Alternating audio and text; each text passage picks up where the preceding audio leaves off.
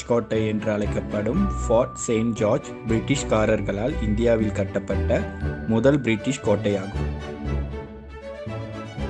இந்த புனித ஜார்ஜ் கோட்டை 1639 ஆண்டு பிரிட்டிஷ் ஈஸ்ட் இந்தியன் கம்பெனி, அதாவது ஆங்கில கிழக்கிந்திய கம்பெனியின் முயற்சியால் கட்டப்பட்டது. அப்பொழுது வெறுமனே கிடந்த இந்த பகுதி கோட்டை கட்டப்பட்டதால் புதிய குடியேற்றங்கள், நகரங்கள் மற்றும் வணிக நடவடிக்கைகள் போன்றவை வளர்ச்சியடைய தொடங்கின.